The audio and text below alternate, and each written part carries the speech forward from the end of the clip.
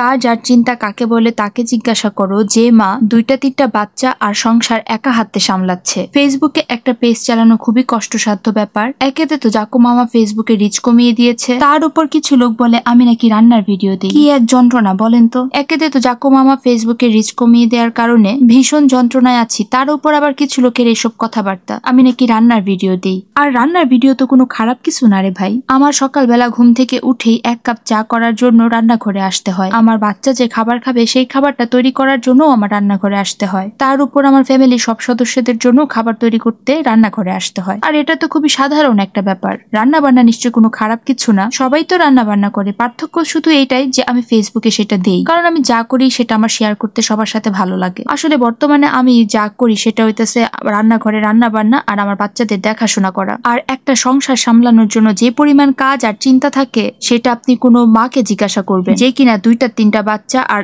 একা হাতে সবটা সংসার সামলাচ্ছে। আমার কথাটাতে কেউ কিছু মনে করবেন না। যাদের আমার রান্নার ভিডিও ভালো লাগে না তারা আমার পেজটা থেকে অবশ্যই লিভ নিতে পারেন, কারণ 24 ঘন্টার অনেকটা সময় আমি রান্নাঘরে কাটাই। খুবই ছোট থেকে ছোট কাজও বা বাচ্চাদের জন্য আমার রান্নাঘরে আসতেই হয়। আমি কিন্তু সবার জন্য এই কথাগুলো বলিনি, আমি বলেছি হাতে গোনা কিছু লোকের জন্য। তবে আমি ফ্যামিলি থেকে প্রচুর সাপোর্ট পাই। আর আমার জামাইয়ের যদি কোনো সমস্যা না থাকে তাহলে আপনাদের কোন জায়গায় সমস্যা? আমার বাবা মার সমস্যা নেই, আমার শ্বশুর শাশুড়ির সমস্যা নাই, তাহলে আপনার কোন জায়গায় সমস্যা? তো অন্যের ব্যাপারে কথা না বলে নিজের ব্যাপারগুলো আপনারা সামলান। তো যাই হোক, অনেকগুলো কথা বলে ফেলেছি, আমার কথাতে তেমন কেউ কিছু মনে করবেন না। তো আজকে রান্না বান্নায় ছিল পাতলা মুসুরির ডাল, বড় মাছের তরকারি আলু বেগুন দিয়ে, আর ছিল আলু আর পেঁপে ভাজি। এই তো আমার কিন্তু মুসুরির ডাল রান্না হয়ে গিয়েছে। এবার আমি মাছটাকে ভালো করে ভেজে নিব। মাছটা যদি ভালো করে ভাজা হয় তাহলে তরকারির স্বাদ অনেকাংশে বেড়ে যায়। আর রিসেন্টলি বাইরে যা রোদ উঠেছে তাতে একটু পাতলা পাতলা খাবার খাওয়াই বেশি ভালো। আজকে মাছের তরকারিটা রান্না করব আলু বেগুন দিয়ে, আর মাছটা ভাজা হয়ে গেলেই আমি আলু বেগুন দিয়ে মাছের তরকারিটা রান্না করে ফেলবো।